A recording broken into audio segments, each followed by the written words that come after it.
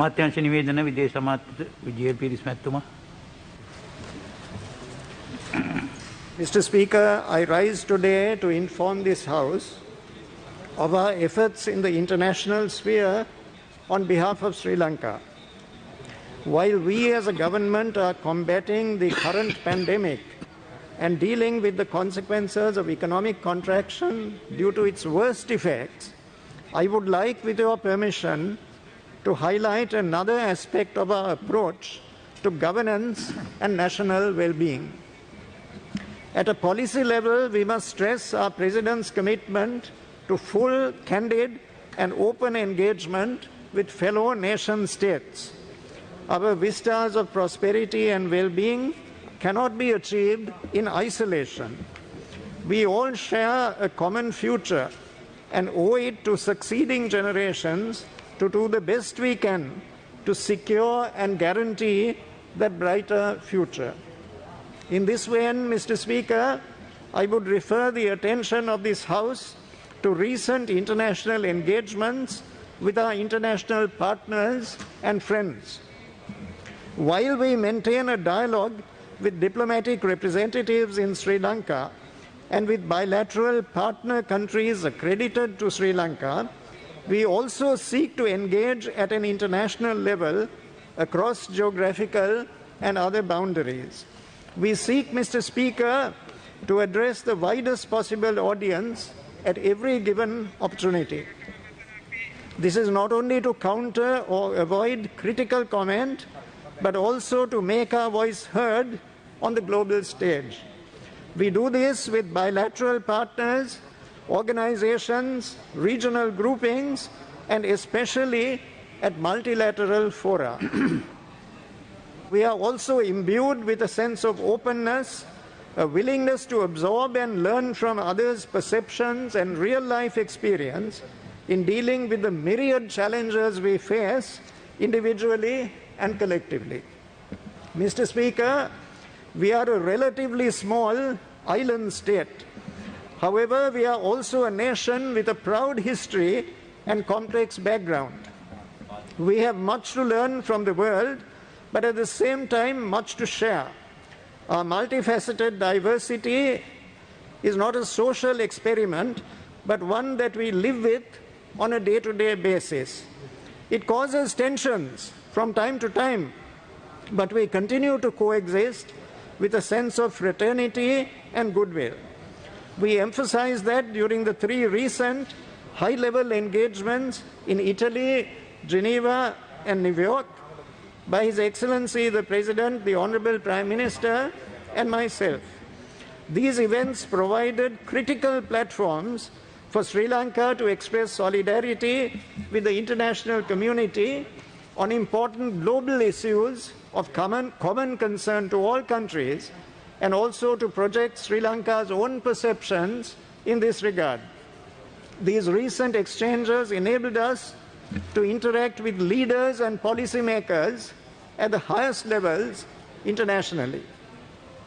These engagements provided an important opportunity to address different aspects of what the United Nations Secretary General called the greatest cascade of crises of our times, after a long gap in physical connection due to the pandemic.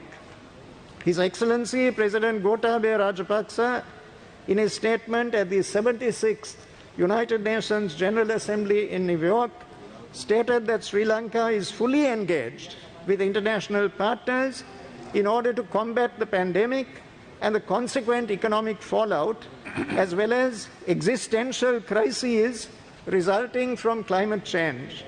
Our engagement is aimed at safeguarding our people from the worst effects of these global challenges.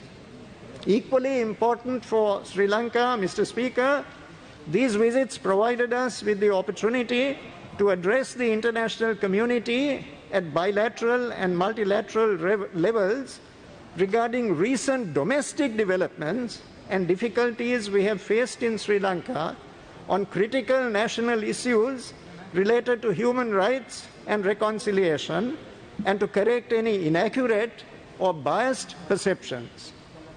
I concluded my statement to the Human Rights Council in Geneva by stating that we are open in acknowledging our challenges, and as a responsible and democratic government, we are committed to achieving tangible progress on the entire range of issues relating to accountability, reconciliation, human rights, peace, and sustainable development.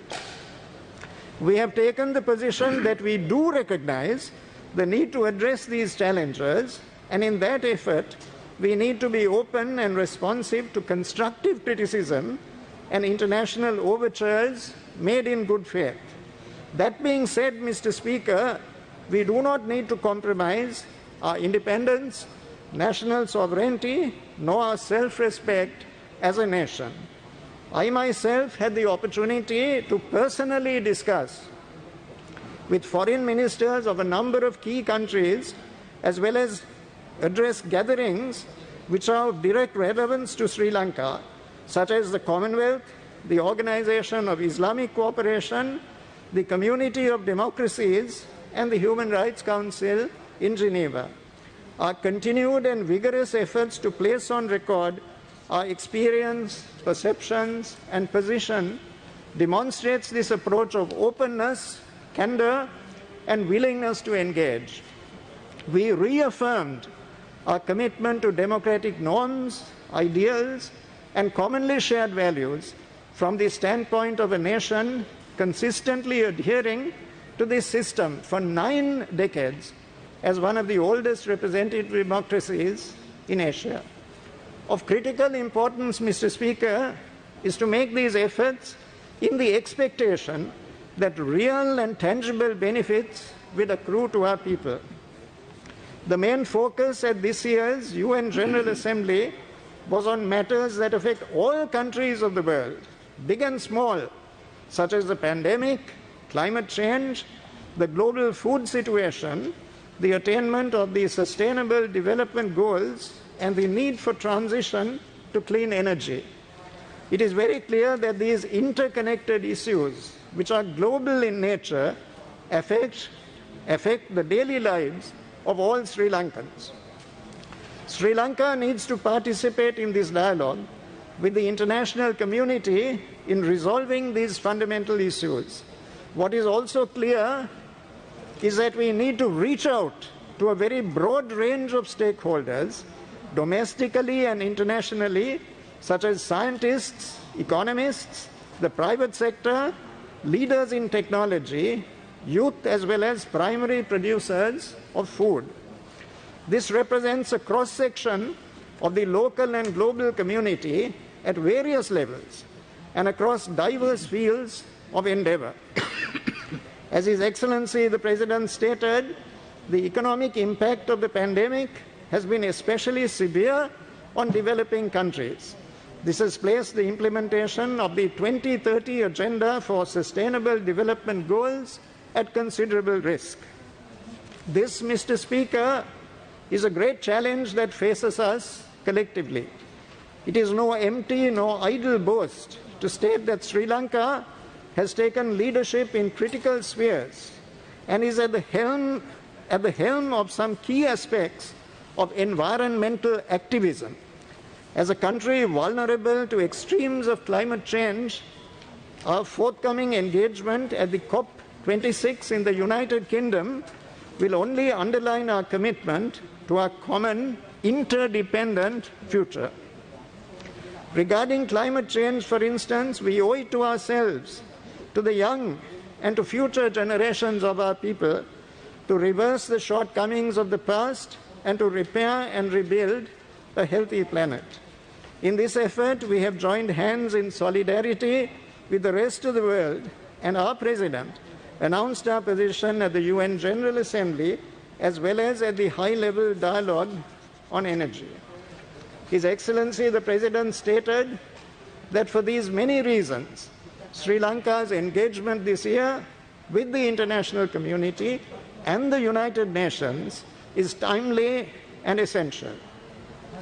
He stated that Sri Lanka has contributed to these global efforts through the Colombo Declaration on Sustainable Nitrogen Management and our recognition as a Commonwealth Blue Charter champion. We have pledged to join global efforts to become a carbon neutral country by 2050 and to obtain 70% of our energy resources from renewable sources by 2030. Our domestic efforts to promote sustainable agriculture, increase forest cover, and to combat water and plastic pollution were generally welcomed. Our presence internationally and at the General Assembly was vital because in order to reach these ambitious targets in the years to come, we need to have sufficient access to technology, financial cooperation, and assistance. We will reiterate these messages at COP26 in Glasgow later this year. Mr. Speaker, the other great challenge we need to overcome is that of social cohesion and unity. In the absence of a truly integrated nation, devoid of internecine strife, bitterness, and rancor, we need to build bridges rather than walls. We need to reach out to all segments of society and repair the trust and confidence placed in the government at successive elections in 2019 and 2020. In my statement to the United Nations Human Rights Council in September, I referred to our initiatives to reinvigorate and resuscitate national efforts to promote reconciliation, urgently needed after a protracted conflict. As President Rajapaksa said in New York, fostering greater accountability, restorative justice, and meaningful reconciliation through domestic institutions is essential to achieve lasting peace. I adverted to the several national institutions that we support in this effort to sustain and build upon the hard-won peace of 2009.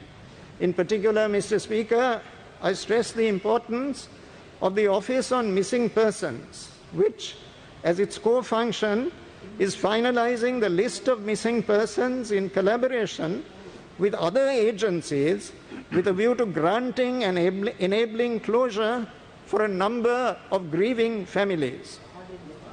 In tandem, the Office for Reparations has processed 3,775 claims this year alone. We have supported the Office for National Unity and Reconciliation in its effort to re-energize the implementation of its 8-point action plan.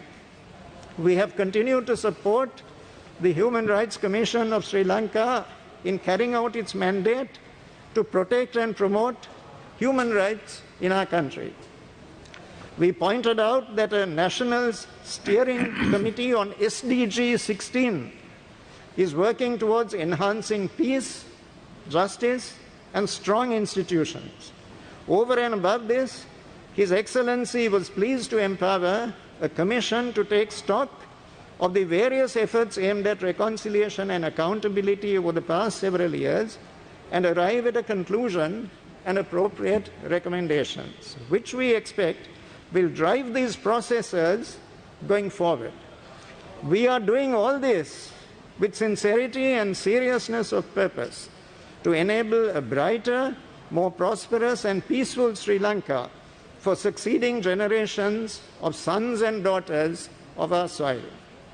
Our Prime Minister, the Honourable Mahinda Rajapaksa, in his address to the G20 Interfaith Dialogue recently concluded in Bologna, Italy, stressed the importance of transcending barriers based on religion and other socio-cultural differences.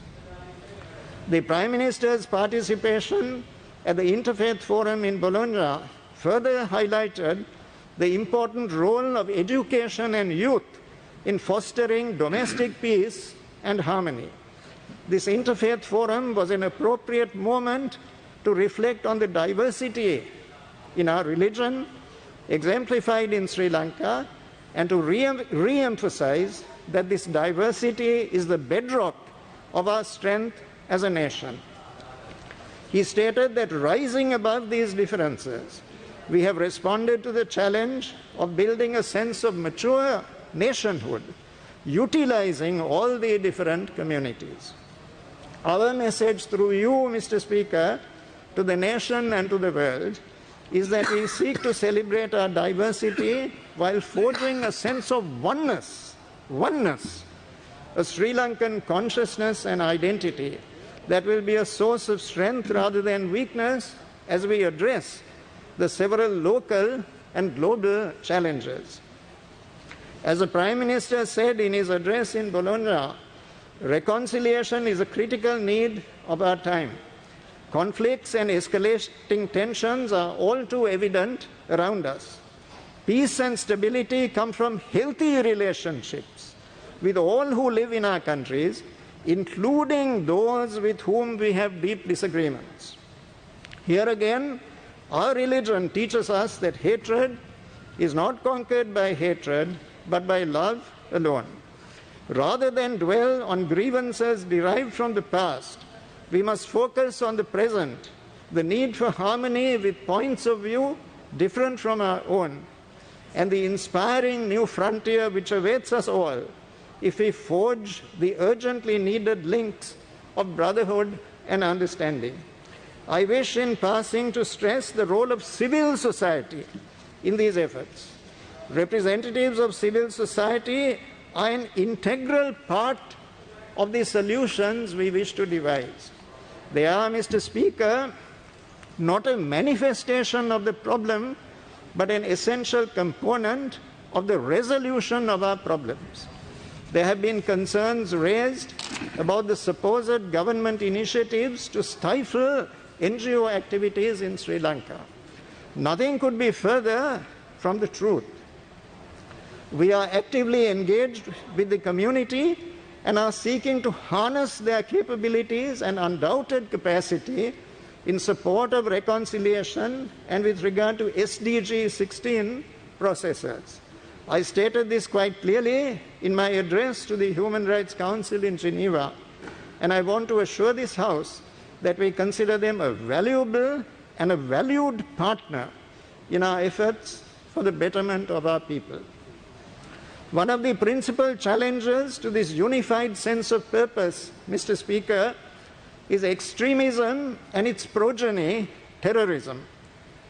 We as a representative government are taking all measures in close collaboration with international partners to ensure human security in its widest sense. There are several considerations of collective, national and international security that must be taken into account in this context. The guaranteeing of individual freedoms and liberties is not antithetical to the concept of national security. Indeed, it is a stable and secure international and domestic order that enables the enjoyment of individual rights in all their aspects. Like the many-headed hydra of classical myth and legend, extremism and terrorism crop up elsewhere when one movement is defeated in one country or region. We have seen this in numerous instances. In an interconnected world, such movements and extremist ideologies make nonsense of previously impenetrable national boundaries. Our response, Mr. Speaker, must be equally dynamic, adaptive, and resilient. During my exchanges with ministerial colleagues from friendly countries in New York and elsewhere, we have placed a sharp focus on close cooperation, intelligence gathering and sharing, and collective action to address issues of funding and interdiction of these criminal networks. As President Rajapaksa stated in his address to the United Nations General Assembly, terrorism is a global challenge that requires international cooperation, especially on matters such as intelligence gathering, if it is to be overcome. Violence robbed Sri Lanka of thousands of lives and decades of prosperity in the past half-century. My government is committed to ensuring that such violence never takes place in Sri Lanka again. We are therefore acting to address the core issues behind it. In conclusion, Mr. Speaker, I wish to reassure the people of Sri Lanka that we will not rest in our efforts to garner the best outcomes for the nation through continued proactive engagement with the international community. I will endeavour in the coming months, Mr. Speaker, regularly to inform honourable members of this House and the nation at large of our endeavours in this regard. I thank you, Mr. Speaker. Thank you.